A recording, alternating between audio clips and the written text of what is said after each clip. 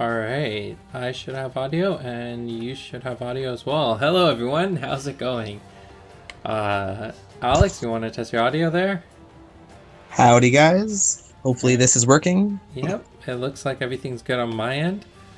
Um, yeah, so this is going to be an interesting one. I'm excited for it. We're going to be talking about Forethoughts, which is the sideboarding concept that we have in Genesis.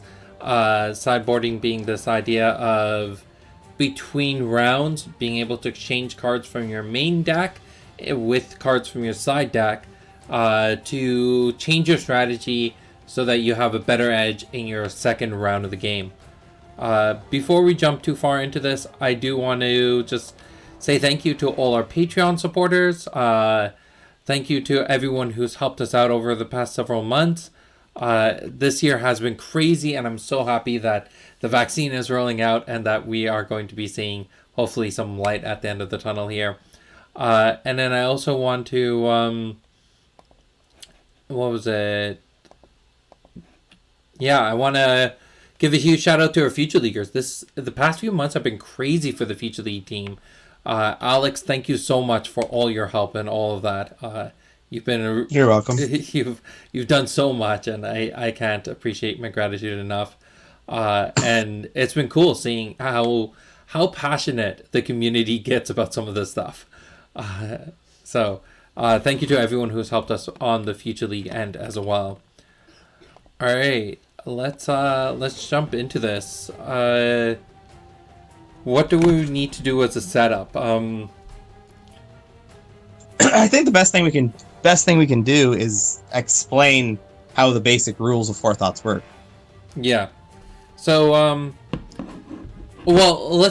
we talked about this idea of Forethought is the transition of changing your main cards from your main deck with cards from your side deck. Why?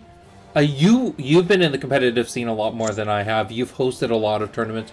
Why do you think this concept needs to exist in games in general, in collectible games in general? Why is it there in Magic? And I believe Yu-Gi-Oh has rules for it, and so does Pokemon. I don't know about Pokemon. So I was thinking about that earlier, and I don't remember a sideboard for Pokemon. That's fair. And maybe there isn't. Maybe there is. But, like, why do you think that some games need it? And why would you think that some games don't? And maybe touch on why do you think Genesis might need it? So it's about checks and balances. If you're supposed to play 2 out of 3, you play your first game against your opponent and you just get slaughtered. And then you were to just play your second game and you would get slaughtered. And then you go and face another opponent and they play the same deck and you just get slaughtered. At the end of it, you just don't really want to play anymore. Yeah. So the hope and the goal with sideboard is to give you that fighting chance. Now, of course, the first round is always going to be deck base versus deck base. Because you should be bringing a deck that you believe is strong enough to take out anybody, or with a lot of games it's very strong versus most decks and very weak to one or two decks. Okay. And you're hoping that the odds are just in your favor. Yeah. You're gonna hit a lot of people play the meta. They're like, oh, most people play this deck, and they'll play more anti that style, or they'll build their sideboard more that way. Yeah. And if we continue. I was gonna say, so for Genesis, the main issue is the first turn kill deck. Yeah. I would say it was the first wave of panic. I know when I came in, when I was the championships were rolling around, I'm like, oh boy, I don't know about my deck I'm running. I could die on turn 1. And while I put a few extra defenses in, I'm really surprised that I was able to defeat. I think I faced 3 Rain OTK decks, and I defeated them all. Yeah. But it was just like, in those cases, I was worrying about that specific deck, which is way different than all the other decks, and I was messing my main deck to try to balance against that matchup. Yeah. The big thing, and you touched on this, but the biggest thing was the Rain OTK. I think it kind of came out of no one. No one expected such a dramatic change in the way Genesis was played. The Rain OTK deck was really, really unique compared to everything. So when we look at what the championship was, we had Nubia, but there was two different types of Nubia decks that were played. There was Nubia Angels, and then there was your Nubia Tsunami deck. There was the Raha Bolt Shot, but it was a standalone. There was only one person playing the Raha Bolt Shot, and he just happened to win the entire thing. And there were 4 Rain OTK decks in the championship. And so that was the core of meta, those 3 champions. So coming in, you have to build a deck that, one, serves its own goals, its own purpose, its own desire to win. It has to resist the tsunamis, which is hard enough to do. It has to resist the bolt shots, which is escalating in challenge. And then it has to resist Rain OTK, which was, I don't even know how most decks survived it. So this was the big thing. How do you design your deck to do its own thing, but also survive all these other things? And I think that's a big thing of why Genesis needed sideboards, right? Yeah, And I agree. like you said, the checks and balances. I think that was perfect because that's why a lot of other games, you look, my first experience with sideboards was with Magic, and that was a big reason why they have sideboards in Magic, is because you come in with your main deck and all of a sudden you're facing mono black control or some other type of deck that you never counted for. Now you need a separate way to deal with that, right? Yeah, for sure. Let's talk about our version of Forethoughts, because if many people don't know about this, Alex helped a lot with that initial design of how Forethoughts worked. So if we take, let's talk about Magic's sideboarding system for a second. You have your deck, it's a 60 card deck, and then you have a 15 card sideboard, right? 60 card minimum and a 15 card sideboard. So I'm just going to take 5 cards out, for example. So actually, let's take out the full 8. So this is a 60 card deck and an 8 card sideboard, right? So it's close enough. It's close enough. The idea is that before and after sideboarding is done, your decks need to stay the same number. So if your deck is 60 cards before sideboarding, it needs to be 60 cards after sideboarding. You can't just take all the cards in your sideboard, throw them into your deck, and play with them. You have to take the equal amounts out, right? They haven't changed the rule. No. So we thought about this, and you can't have more. You can have more than 60. So you could just add the sideboard. Yeah. You can? I thought your sideboard always had to be 15. No more, no less. Nope. So one of the strategies versus mill is you just drop your sideboard into your deck. Really? Okay, so that is a change. But if I were to take, just say, these 8 cards on my sideboard and throw them straight into my deck, this deck does not break the rules of how a Magic deck is made, right? As long as between your sideboard and your main board, you're limited by the 4 of rule. So if you take your entire sideboard, put it into your deck, your core deck will not break the rules of deck design, right? Yes. Yeah. But in Genesis, that's different. You can't just add cards into your deck, because then you change the 50 count. But even if you're exchanging cards out, keeping your 2 decks the same, the issue is, what happens if you were... let's find a good card here. So let's say you have Wind Slash in your deck, and you decided to pull it out, and you wanted to put in... where's something I can look at? Let's say Dense Fog here. So Wind Slash is from your deck, Dense Fog's from your sideboard. You pull out Wind Slash, you put in Dense Fog. Your deck would still remain the 50 card count, but now your chi total has increased. And there's no way for your opponent to know that you're not cheating. It's way too easy. And you can imagine all the decks that pull out pressure points to put in more angels. It's just it would just be too easy to get away with cheating. So we came up with a solution. And Alex, do you want to explain the solution? Sure. I'm going to just pull this deck. I'm going to grab one of the decks to the side over there because it's already at the sideboard set up. These are some borrowed decks, viewers. I am not at home, so I do not have my account. I guess I could have logged on to my account, but it was someone else's computer. I didn't want to have to log them out. So, luckily, this is a very easy sideboard. All the cards are 5 chi in the sideboard. So I'm going to go into my deck. I'm going to pull out the cards I want gone. Currently, my opponent's not seeing them because when I drop them, they automatically go face down. We'll just do 4. That's all I need. Then I'll go into my sideboard. And then I will pull some cards. They will also... Oop, that went face up. I wonder if it's... Oh, it's because the deck's face up. Yeah. There we go. Luckily, we have these different size sideboards for some reason, which helps for the thing. So I have done this. My opponent currently does see that I am prepped 4 cards coming out of my deck, 4 cards going into my deck. My opponent on his side will do the exact same thing. They will place their things face down. I will say, I'm done. Once my opponent says I'm done, we would flip over both cards, and then we would check that both have the same chi. We know Alims have 5 chi, Selective Amnesia has 5 chi, and then the 4 cards from the deck would go to the sideboard, and the 4 cards from the sideboard would go to the deck. Yeah. Of course, this would be a legal deck, as these cards are quite larger than the rest. But that's the basic premise. So the core there... yeah, you can go. I was going to say, so the core there is that this way your opponents can check the chi so it's properly going in no matter what. As well as with deck building, I don't think we mentioned that the sideboard also has the same chi restriction of the deck. Currently. Yeah. Currently, yes, it is at 15 cards and restricted to, what is that, 75 points?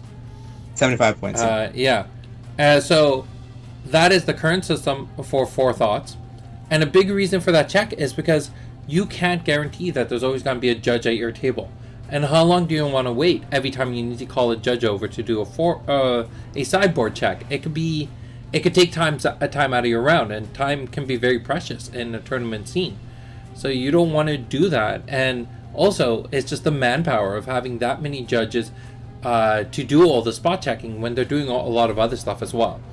So yeah, it was just trying to find what's the best compromise in this situation. So we've heard a lot of negative critiques about this system, and I want to make it very clear out there for everyone who's watching that I'm not saying that our current process for Forethoughts is perfect. There's still so much room for iteration. There's so much that I've learned just from the first few times trying to do Forethoughts and realizing this doesn't work perfectly. There are a lot of changes I want to make, but I don't believe in passing judgment until testing has been done. And for something like Forethoughts, I don't think you can get accurate testing until it's an actual tournament where winners and losers are important, and there is prizes at the end, because then people are going to try to fight to win, and when they're fighting to win, sideboarding, Forethoughts, this becomes very, very important. So that's where we're at right now when it comes to the entire process. We, for everyone who participates in a tournament or watches the tournament or is part of Future League or is part of this community in any way, I want to get your opinion on how you feel Forethoughts go in the game. So after you see the tournament, give us your opinion, whether you like it or not, and we will work towards finding a better process. So I think that's all the precursors. Let's jump into some of the Forethoughts, some of the decks you got here, and some other cards we might want to talk about. That's fair. I think the basic premise to think about Forethoughts is there really is only 2 ways to look at Forethoughts. It's either you're building your Forethoughts to defeat your opponent's deck / fight or / plan to fight a certain deck you're weak against, or you build your Forethoughts just to make your just to make your deck stronger, based on the Okay. matchup. So, for example, I'll take this Nubia. I believe it is a Nubia Necrolich deck.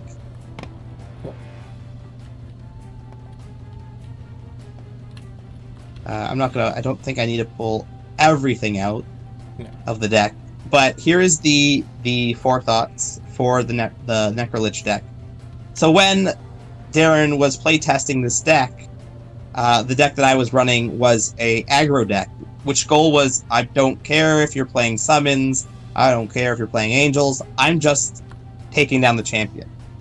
So as we were developing the sideboard, the only thing important in that matchup to Darren was that he didn't die. Mm-hmm. So it was an easy choice to fill Angel's Embrace into the sideboard.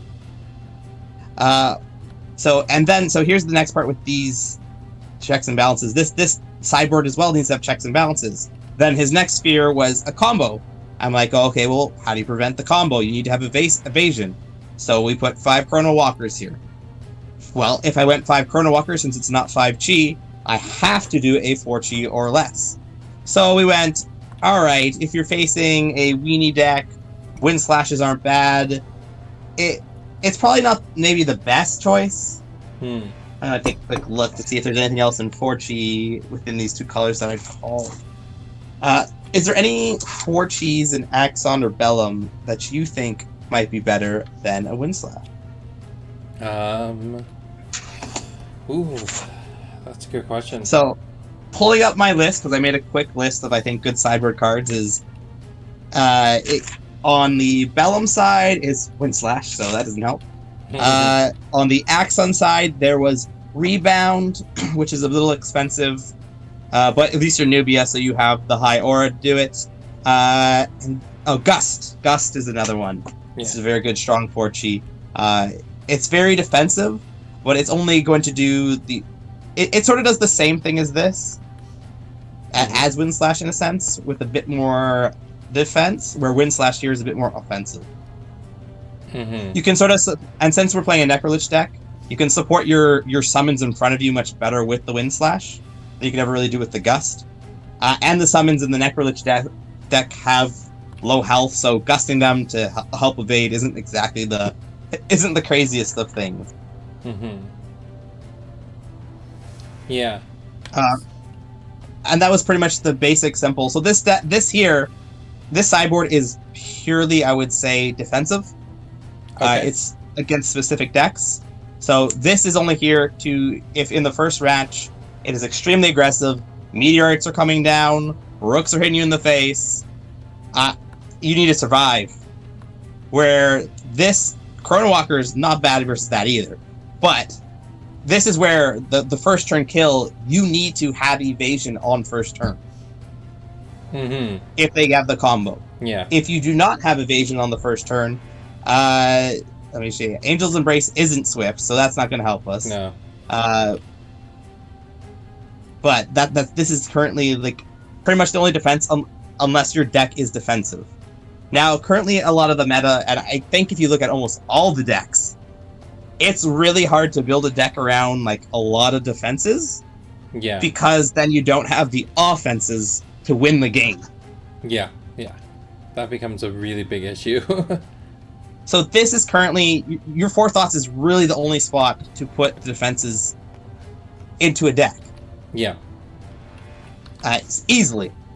Of course, here, like we said, I think the weirdest one is the Wind Slash, because the trade-off in this deck, I believe, is the Spider in the 4 Chi slot, Dedicated Studies, or Goliath Sphinx Eater are your two options to swap them out. Yeah. Which are both important to your combo. You want the summon so that Necrolich can bring something back. Dedicated Study fuels your graveyard and lets you cycle through your hand very easily. It's very hard to put the 4 Chi to even bring these in. I think is going to be very hard. Yeah. Now I'm looking at this and thinking it also depends on your meta, because if your meta and the combo deck that you're really facing against is Rain, OTK, or some sort of dark deck, then Luminous Covering is also an option. That is true. Yeah. It is something that but your those opponent cards won't are- see coming. Yeah. But those cards are these three cards, they're universally playable in any matchup. Yeah. Yeah. Where the Luminous Covering is very much not. Luminous Covering is in Vellum? Yep. Right? Let's Yeah. pull it out. It prevents how much damage? Two. Luminous Covering. Alright, here we go. You got it? Prevent the next 2 dark damage dealt to you by a target in Luminous Covering's awareness this round. For 6 aura. So now here's a question. What is Jalaran Waters? What is Waters? 10 aura, action speed, It's 2 action gain speed, to. action speed. Yeah. I'm in the Future League world. The Future League one is Swift, yeah. Yeah, that's where I was going to hit. So the question is, do you put this in? I think actually in this case you might. Because the question is, does this really do anything for us? Yeah, is there... And I don't know if it does. Yeah. And that's specifically where these cards can fit the slot. I wouldn't make a sideboard going, oh, I want Luminous Covering. Right now, the issue is this 4-2 slot that I have to use because I want Chrono Walkers is kind of meh. There's no obvious time to sideboard these in. Yeah. Unless you're... No, it's one of those cards that unless you're gonna main deck it, but if it's not in your main deck, there's no purpose to really put it in because then you've found a better 4G for your deck. But something like Luminous Coverings, I mean, I could see myself in a Nubia deck. If Reino Decay is definitely something that I'm afraid of, or then Luminous Coverings could replace a few dedicated studies. I agree. So, all right. One sec. There's some stuff that's coming in from the chat. So Andrew mentions ref should check if it's reasonable time is allowed rather than an opponent. So this is one of the things that we've gone back and forth about, and again, like I've said before, and this is something that I know Shahan, if he's watching, he's gone back and forth with me about this a lot, is that it doesn't feel right, the fact that your opponent gets to see what you're sideboarding in. But on the other hand, a lot of what Genesis is, because there is so much soft counters, there's so much, there aren't as many hard counters, it's a lot more about having the right move at the right time and kind of bluffing your opponent. Sometimes your opponent knowing information is their own detriment. There's been games I've won where my opponent had mind reading down, and that was the reason they lost. They knew what was in my hand, and they were over-guessing themselves. They were playing too conservative. If you put in Luminous Coverings against a Reino Decay, and they end up waiting a few extra rounds because they know you have Luminous Coverings, then you can make them run out the clock to the point where they just don't have enough cards left in their deck to do the combo. Sure. The one thing that I want players to recognize is that there is pros and cons to this type of forethought structure, and it's not going to have the same pros that you had in other card games. It does give you other types of pros, and that's what you got to lean on, is if your opponent knows this information, how can you make that to their disadvantage? If you're playing against Reino Decay and all of a sudden you swap in 5 Chrono Walkers and 5 Luminous Coverings, that's 10 cards in your deck, that's 20% of your deck. With Nubia, you're going to have a few of those in your opening hand. Your opponent knows that, so now they're going to play more conservatively, which tears apart the Reino Decay deck. I'll be honest, for the Reino Decay deck, I'd be bringing these in too. Yeah. So if you're putting in 15 cards to deal with a Reino Decay deck, then, and they don't do any swaps, they're gonna be hurting, even if they know that information or not. And it could be to their downfall that they know that information. That's very true. So that's one side. So I don't disagree with what people say. They don't like the idea of their opponent knowing what they're swapping in. But Genesis is about leaning into the pain points not avoiding them. As a whole, the game's all about people who can lean into the negative sides of the game. So, question: can you swap out a high chi card for a low chi card, effectively going into next match with sub 250 chi deck with an over 75 chi sideboard? Current rules, Yes. no. Wait. Didn't they say lower it? They said lower it, no? So your deck would go below 250, which is true, but your sideboard, your Forethoughts, cannot go above 75. So now if your sideboard started off below 75 and you did a swap like that, then yeah, maybe. I did not know that. So it's weird. The rules are loose right now. I think that's to give players the opportunity to mess around with them and figure out what works and what doesn't work. Is the current thought to Forethoughts using Chi as a guide? Example, 75 Chi max Forethoughts. Currently, yes, the Forethoughts are limited in Chi the way your timeline is. Is that going to stay the case? I don't know, and I don't know if it's necessary for it to stay that way. I would love to try a tournament where it's not. I would love to try a tournament where we have an expanded Forethoughts with 20 cards instead of 15. A Forethought where it's maybe even having a Forethought to where it's near unbounded number of cards, because how much does that make a difference of? So there are a lot of ideas, and then there's this idea of your Forethoughts being a completely second deck, where between matches you can switch between playing deck A or deck B. That's been some ideas that are passed around. There's a lot of ideas here. We just had to start somewhere. We had to start it at the ground zero and build up towards something. And this was the first idea that dealt with some of the major concerns of what Forethoughts are. So that's where we're at right now. And I want people to understand that the way it's set up right now is not permanent. It's just where we are at today. Now, since we're talking about this, I randomly just thought of a new sideboard, different style.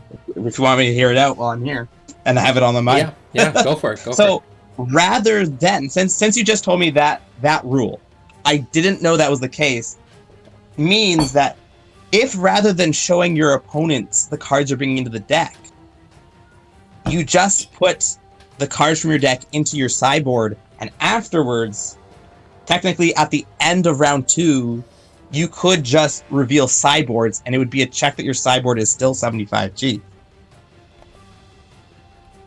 Yes. So in theory, the cards you're bringing in are hidden knowledge on round 2. Round 3, they would now technically have access to the potential knowledge, but if you don't sideboard at that point, that's a different thing. That is also this is round 3. Because I know one of the main concerns was the opponent is going to see specifically what you're bringing in. Yeah. That's just a random thought. All right. No, I agree, and I think that's true, because so this is your sideboard. If this is unknown knowledge, and this is unknown knowledge at the beginning of the match, well, I mean, some of this would be, but for the most part, it's unknown knowledge, and you end up just say pulling out a 7 and a 3.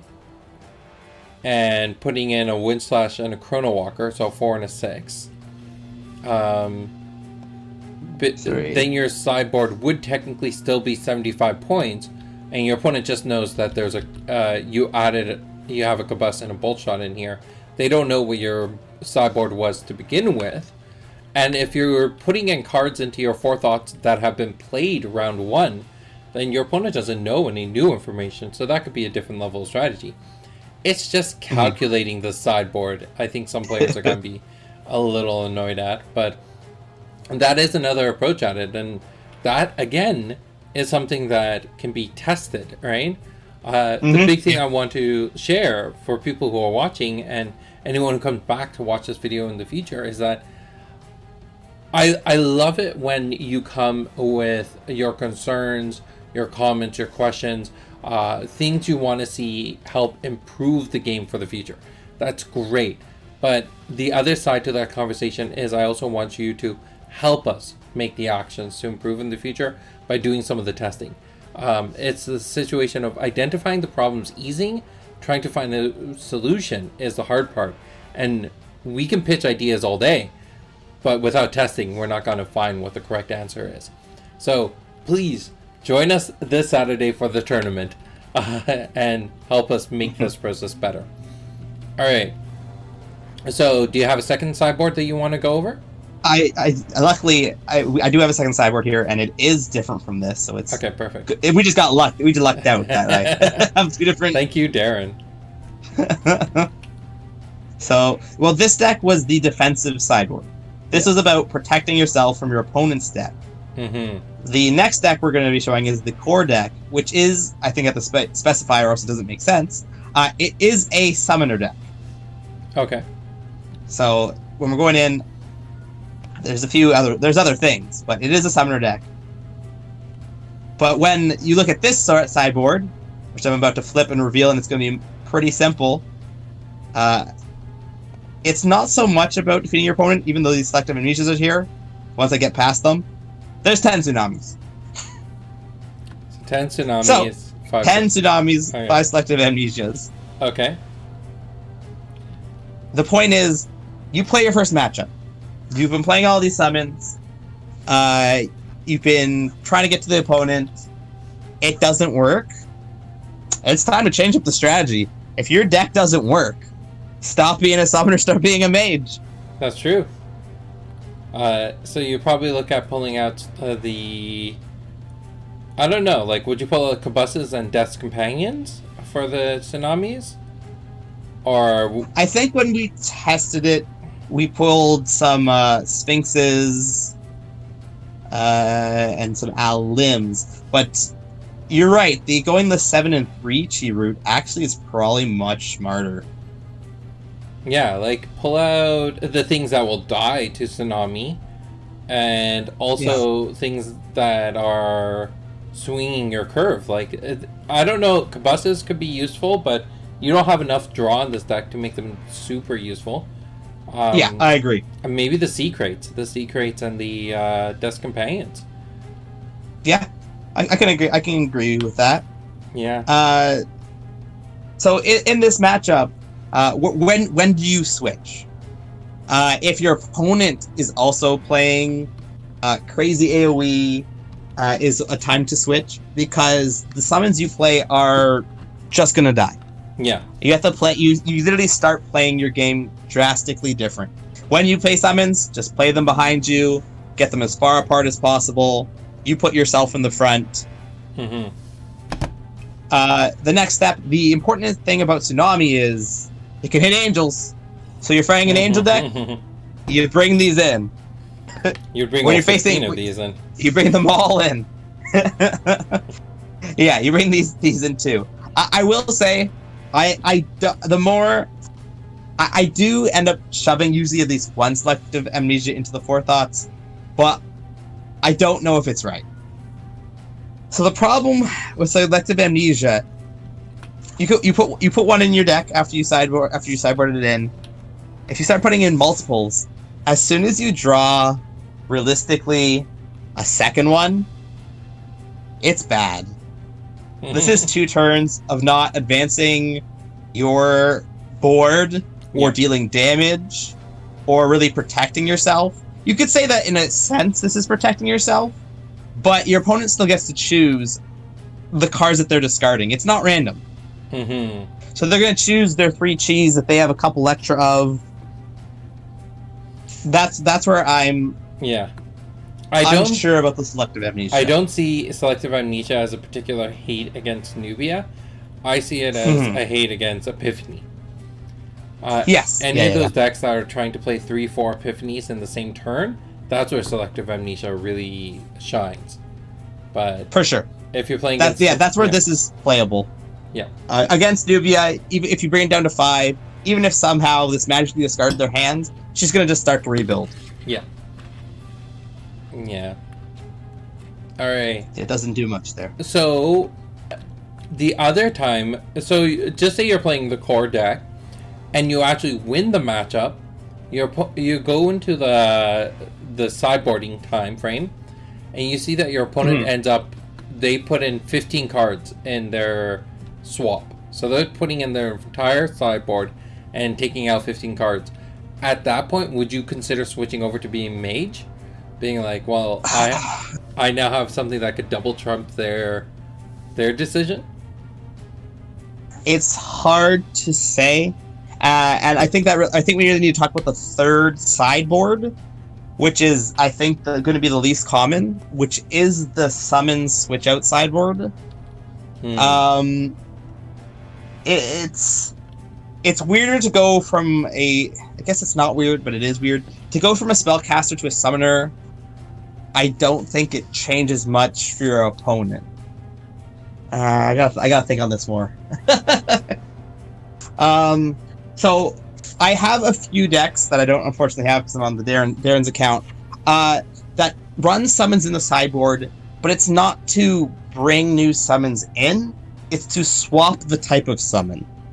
So in my first match, I run Death's Companion. If I see that it's usually actually the other way around. In the first match, I run, let's just say, 7 Brooks in the deck. I've seen now a huge part of their deck. I've noticed they don't have a crazy amount of AoE. They don't have a crazy amount of range. I swap these in now 7 Death's Companions. Okay. So that the Death's Companions, they're a little bit slower, but they're less likely to die. So you can get a long game with them. The thing about Aerial is, if your opponent can't answer Aerial, you've won the game. Yeah, that's true. Is pretty much the answer. So Death Companion as a sideboard switch out is huge, especially actually you're right, here in the round 2, you switching into Death Companion, your opponent hasn't seen any yet.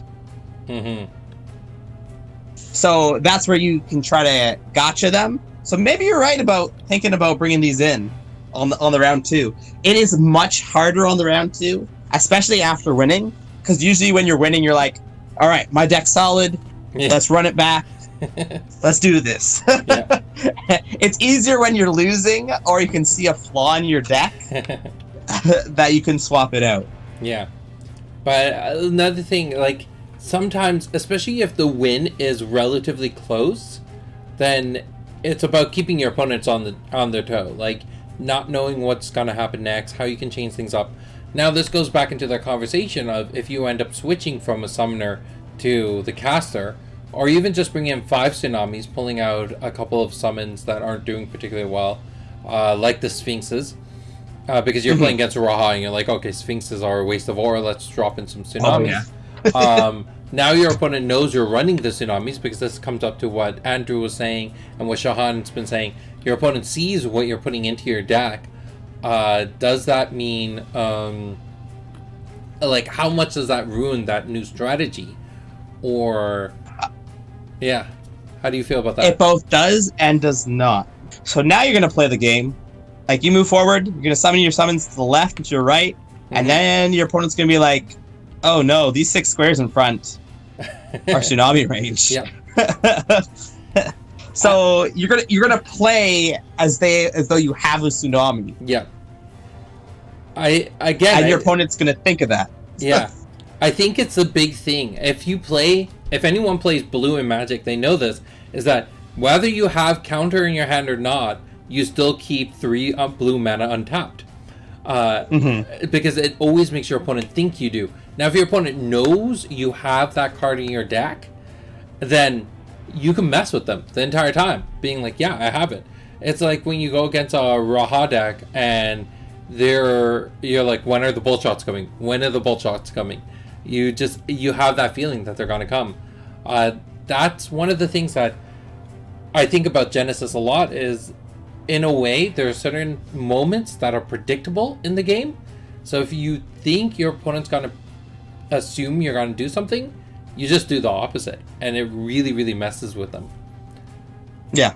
And then in this vein of topic about making your deck better, is, I think, usually played in Thymos. well, we could go through the card list and I could talk about which cards I think are good for sideboards and whatnot. But the 3-chi slot, I think, is a very important sideboard slot. Yeah, usually I find, at least when I've been making sideboards, it's usually you usually have a whole bunch of 5-chi sideboard, or you have a 3-chi 7-chi sideboard, or a 6-chi 4-chi sideboard style of thing. And I want to talk about the 3-chi sideboard, only because I find in Thymos it's very important. So Mythical Protection is a very powerful card against targeted spell decks. Okay. But it's a card that now, technically, you don't need to run it in your deck at all. So you just keep it in your sideboard. Once you start seeing they're playing targeted spells, that's when you sideboard it in. And it's most likely your deck has some 3s, so it's so easy to be set up in there. And it's so easy to be set up to have 7-chis as well. So a lot of... I think Thymos has a great sideboard, to be honest. There's so many tools to pick from. Yeah. So my favorites are obviously Mythical Protection, but then on the to pair it, because I need to get my 5-chi balance. Oh, you're in there. Revenge of the Phoenix. Yeah, you got that there. Is such an easy sideboard slot. It is anti-fighter. It is anti-summoner, and anti-angel. Yep. I like how angel has to be separated from summoner. It does. But like even on the odd chance that this prevents 6 damage, that's amazing. Then if you also do 6 damage back, if you're lucky enough that they didn't heal the angel and you kill it, even better. Yeah. I don't know how much longer I'm gonna. My phone is at 15%. So let's. There's a charger right here. Lucky us. Hey. Perfect. All right. Laptop is good. Phone is fine. All right. You're good to continue. I'm just gonna do. Is there any more questions before I go into more in depth about what cards are good for sideboards? Whatever? So something I want to mention about Mythical Protection, like you mentioned, it's one of those ones you don't need to run anymore. But if you see your opponents playing targeted spells, cognitive restrictions, or what's another really powerful targeted spell? Malfeasance. Yep.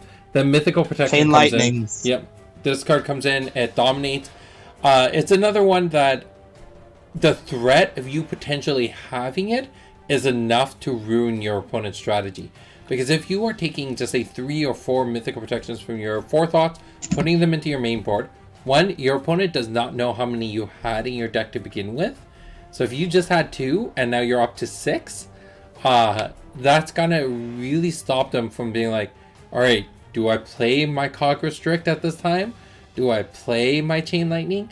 Like, Chain Lightning, they might do it anyways to bait out your Mythical Protection. But Cog Restrict, they're probably going to hold on to that when waiting for more of a guaranteed moment, right? So, that's the other thing people need to know is that, again, revealing the information, it can be a powerful tool. All right. I don't think there's any other chats. There's a bunch of spam that came in on Twitch of people being like, want to become famous by followers. It's like, no. Anyone who's watching, if you have any questions, feel free to put them in. I think we only got a few more minutes anyways. So okay. I'm just going to read off my list then. I sort of did a quick through the list. I could be wrong because to save us time, I won't pull them out. So I just sort of went through my list, and I think are decents for each category. So starting in J, left hook is an easy swap out for something like Mythical Protection. It's like, this Mythical Protection not doing anything. 1 damage is better than nothing. Jalarian Water is another one that is for the anti-aggro deck, but it fits the 4-chi slot. It's clearly not as good as Angel's Embrace, but A, you might not be in those colors, and B, it's 4-chi. Breath of Jalara sort of does that same thing. It's better in the Summoner deck. It's the 6-chi slot. Sidestep is a 5-chi. Evation. Selective Amnesia, we already know about it. Switching over to Bellum. Bolt Shots, if you're not running them. Sure. And then I put beside that Holy Wall. Holy Wall. I think I was just pairing those two together as like, if you have Bolt Shot, You could swap it out for a Holy Wall. I'm not a Holy Wall fan, but it definitely won Steve-O some games in the championship versus the Rain OTK deck. Because I did sit beside him, I think, for several of the matches. Our games were right beside each other for some reason. I already talked about Angel's Embrace. That is an easy anti-aggro card. In the 3-chi slot, the Hawajin Fear Club is an easy slot in. It should probably be in your deck already, but wanted to mention it regardless if it wasn't. 6-chi Hurricane Sweep. AoE, you bring it in versus the Mass Summon deck. You might be running some just because it's decent damage already, though. Yeah. This one I put in for question, and since we're here, Proskinesis. Should you plan your sideboard to be defeating enchantments? I would say right now, no. If you happen to be facing the Dense Fog deck, it's hard enough you're gonna have to be in the right position to target them to get this off. But if you do fear Dense Fog deck, because I feel like that's the only really played enchantment, real one that affects long term. Yeah. It's a possibility. Wind Slash was the only 4-chi I could really think in Bellum. Alright, jumping to Thymos. It went Backflip in 4-chi. Disenchant, which is another anti-enchantment one. Fire Chains. This is a sleeper, guys. This is one that you can change your deck around if you know you're going first. That's true. That is very true. Wait, wouldn't you put Guardian Balance in that position too? Like if you lose the first game, know you're going first, second game, Guardian Balance can do some serious damage. Yeah, that is true. That is it's harder to fit, depending on the deck, to fit in, I think, a Guardian of Balance. But yes, that is definitely true. It's another card that is way stronger if you know you're going first on a specific turn to bring them in for that time. In the 7-chi slot, I just had Revenge of the Phoenix or Rain of Arrows. Also, don't forget about Brooks. I really like the Thymos 7-chi slot as well. I was also thinking Landslide in the same regards. It's one of those ones, if you're going first, Landslide is accelerated in power. Yeah, that is very deck-based, though, because that's a lot of aura, for sure. Yeah. And then Weighted Net, which I'm not crazy about, but it is there in case you need it. Alright, jumping over to Axon. We have Arcane Shield, Shutdown, and Pressure Point. These are very strong 3-chis and very swappable. Yes. Based on the matchup. Very swappable. I think I find I pull Shutdown out the most. Pressure Point is usually the most used. And Arcane Shield, it does okay. It's probably the weakest of those three. But it could be, it's way better in the sense that I might not be able to shut down the Tsunami if they're not in front of me, but I can prevent some damage from it. Yeah. And you never know when you're gonna, if you find yourself against a Bolt Shot Tsunami deck, where they're running both in tandem, then Arcane Shield is probably your better bet. Yeah, for sure. Rebound, Gust, and Dedicated Studies in the 4 slot, but Dedicated Studies should really be in your main board, and it might be the one you're pulling out. I think it's weird to bring Dedicated Study in. Yeah. At the 5-chi, definitely think about Aura Surge. Don't put it in your main deck. See how the flow of the game goes that first match. If you really run out of Aura, I think a lot of players run Aura Surge in their deck, and then they play a match and they end the game with 60 Aura, maybe. Tsunami is obviously there. That's my pen is dying. That is a good one. We know it. It's got a lot of things. Chrono Walker and Reconfigure Reality. Now I gotta think. Is it better to have? Sorry, Reconfigure Reality. Why is this good? It's versus Bolt Shot. Why do you fear Bolt Shot? Because it's amazing. It's very cheap for people to play.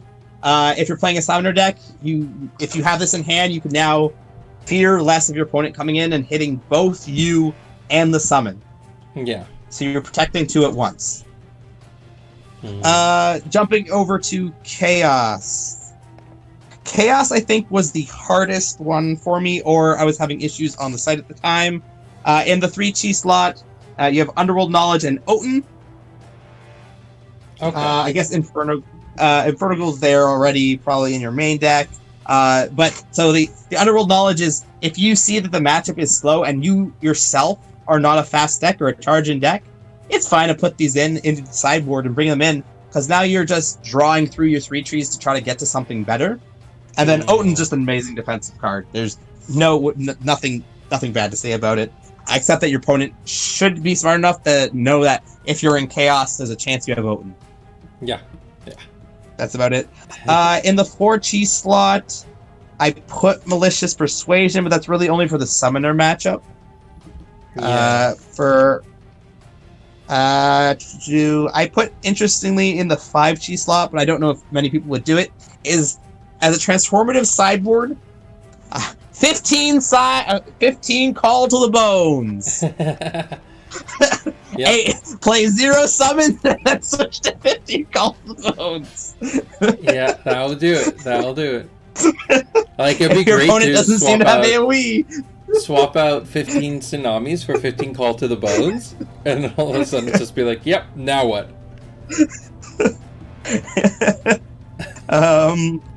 I put in the 6 chi slot Puppet Control, but it's one that despite played it many times, I'm never truly sure if this is helpful or hindrance. It's so costly. I'm just always fighting it. In the 7 chi slot, you have your Meteorites, your Death Companions. I think Meteorite's the most important one here. Yeah. For What about sure, Demon's because Rage? it's just. I'm not the biggest fan on Demon's Rage, and I think usually the issue is that my secondary color usually will have me. I'll usually have Rain of Arrows, or yeah. So I usually like the Rain of Arrows over Demon's Rage, just because that one extra point of damage can be the difference between life and death, winning you the game. And Demon's Rage also does 2 to you, so same thing to you. That 2 points of hit points could be life and death to you. Yeah. I think that's all I got on here. The one that I fought with was, what's the ghoul that kills the 3 health thing? Death Eater? I don't know if it's sideboardable. Michael Jackson? Yeah, Death Eater. I don't know if it's sideboardable, but it's an interesting choice. Maybe if you're playing like a Scorpion deck, you're switching. I don't know. No, it's a Necrolich deck. Right? Because Necrolich and anything Necrolich brings back has 3 health. So Death Eater can knock one of those out, and it gives you kind of that 2-for-1 exchange again. So they're getting a 2-for-1, you exchange that with your own 2-for-1. It can help. Yeah. I'm just going to do a quick scan of the cards here now that I actually have them in front of me. Is there anything obvious I missed? Is there anything that you're thinking of that I obviously missed? Cleave, if you're dealing with the Call to the Bones, or any type of low swarm deck. I think that will be more of a meta thing. If we start seeing people playing a lot of summon deck, because I don't think you bring Cleave in versus the Necrolich deck, because all the summons have 3 hit points. But once, right now we have Call to the Bones, but in the future we might see Swarmer. Sure. That can definitely change things up. So a big summon that definitely is really interesting for me is Olgi, Agoi. If your opponent's not planning for this thing's a beast. The counterattack too gets really difficult to deal with. That's fair. It's one of those ones I may not main board because I don't know what my opponent's playing. But if my opponent comes in and they're playing like Fighter or they're playing Summoner, this thing's gonna eat through them. I definitely like it in the Fighter matchup. Yeah. Because the Fighter specifically, usually their answers are, I'm going to punch this thing. Oh, wait a second. Yeah. I'm going to punch this thing multiple times. That's not working. But even against, if you think about it, against a Necrolich deck, it can go in there and cause some damage. And it's not going to be super helpful against the Angels, but against Death's Companions or Vada's Sphinx, counterattack does hit them. That's true. And so it can help against certain matchups. It's definitely a good thing if you want to switch to more of a beastie deck.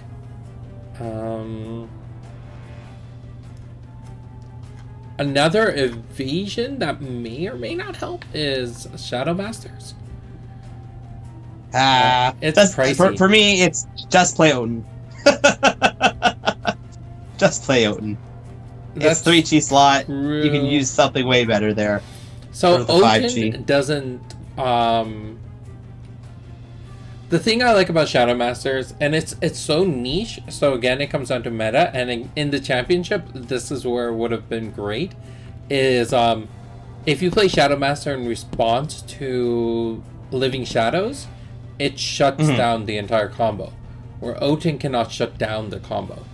And if they're planning for you to have 1 or 2 Otins in hand, then they can so overcome it. But Shadow Master means that, okay, this round, we're done, and then you gotta try again next round. That's very true, yeah. And a lot of times the OTKs, they can do it, if they mess up one round, okay, they can wait one more round, but they can't do it a third time and still succeed.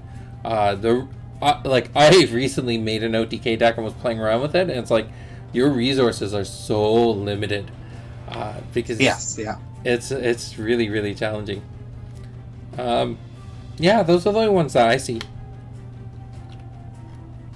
Hopefully that helped you guys that are listening. Yeah. This is gonna be one of those videos, like, we didn't have a whole lot of people come and view today, which is unfortunate, but it's gonna be one of those things that I want to share around to a lot of the community. So if you're watching this afterwards, feel free to reach out to us and ask questions and understand where we're coming from when it comes to sideboard. The people who are playing Genesis right now are actually at a very rare opportunity in the game design process where not everything is hammered in, and we're looking for feedback to get it to the right point. So, but I also would request that give things a try before immediately assuming if it's going to work or not. Just because we're doing something different than our competitors, it doesn't mean it's wrong. It just means we got to experiment with it. Yeah, that's fair. Yeah. And so, and if anybody needs any help with sideboard, they can message me. I'm on there. Yeah. I'm on the Discord. I can guarantee that I'm probably the person who's played the most of played most of sideboards. Yeah. And definitely much more skilled at it than I am. Sideboarding's always been, it is an art, and some people can do it really well. I don't have that practice in it just yet. One day. Cool. That's fair. I think we can probably wrap it up there. Do I have any more? Do I have any of my own questions? There was one question that I was wondering. So, your main board are cards that you perceive to work 80% of the time. Your sideboards are cards that you think are designed for very specific situation. They're situational cards. But then we still have some situational cards that are just useless. So, and we're learning that more and more. So if I were to look at a card like, where is it, for example, Float. And I bring out Float because it's actually one of the more reasonable of the specific damage prevention cards. If I look at Float, and I say, this card is still not playable. That's fair. Yeah. My assumptions are twofold. One is that it's meta relevant. So if your meta is leaning towards Earth close combat attacking, then it will become very relevant. But until then, it's useless. And the second reason that I don't think is useful is because the element types, there are so many of them that trying to hammer one specific element is difficult. Because Float doesn't even prevent damage for basic attacks or range attacks, only Earth. So that's very true. You now have to think, it's not like the color wheel where like something with protection from black. Well, it's 1 and 6, right? But in Genesis, you have the five core elements, the holy and dark, and then basic, range, and heavy. So now you're looking at 10 different divisions of damage types, and there's no way to have something that only does 1 of 10 be super useful. So is that correct? Is that why you would limit yourself from playing float? Yeah, I agree. Okay. I 100% agree with that. Yeah. And then you got this type of effect, which is the sort of same thing, but its awareness is so limiting that it's even twofold. Yeah. Harder to use. Yeah.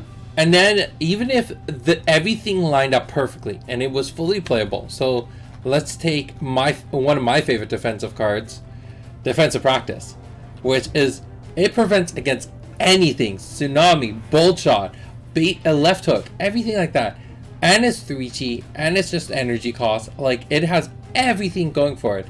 It's still not playable. Yep. And I think the big reason is, and this is something we've talked about time and time again, defensive cards are very, very challenging to play in Genesis because they're just there isn't that 1-for-1 with them that's perfect. Every defensive card you play, you're paying like double the resources in a way. Yeah, it's true. You might as well just play a card that says heal 1. Why? Well, this one's kind of the exception, but these ones, if you're just playing something that healed you, you don't have to worry about the restrictions. You're still gaining that life, essentially. So it's pseudo prevention. Yeah, this is the only defensive card in the game that is worth its weight in gold. Like, the Revenge of the Phoenix is just so good. What about this defensive card? That's different. That's a whole other situation. Decoy is really awesome and very much messes up with things, but if you're in a corner and your opponent's hitting you with a tsunami or even meteor, well, I guess Revenge of the Phoenix wouldn't prevent against meteorite or tsunami, but like I'm just trying to think. There might be some situations where Revenge of the Phoenix is just helps you a lot more than there's a whole bunch. Yeah. But again, Chrono Walker, defensive cards are not super useful. The key is things that disrupt your opponent's strategy. So Proskinesis, once skills become much more relevant, Proskinesis is going to be great. But Defensive Practice or Fire Protection, these things are still very limited. So there will come a time where they become much better. Trust me. But until then, I'm sorry. Holy Wall. What about Holy Wall? Holy Wall. Well, like I said, I do not like it. It's just too hot for me. This is a card where we talk about defenses and when they're low and good, like an Oten, or even like Sidestep and various small defensive cards. It's good because it's not taking up too much in your deck. Yeah. Holy Wall for me takes up too much of my deck. Sure, you can gotch an opponent if they're foolish enough to build a stack. Yeah. But a smart player should not do that. Should be resolving every card. There's 3 cards actually in the same space, and this is the ultimate version of it. All 3 of these cards, Holy Wall, Shadow Master, and Guardian Balance, do essentially the same thing, which is just ending the round. Let's end it now and move on to the next round. And Guardian of Balance, I think, is the most playable version because you still get a body out of it. It's slower, so that's a big boy body. Yeah, it's slower, so it may not help you in some situations, but more often than not, it's gonna be so much more valuable to you.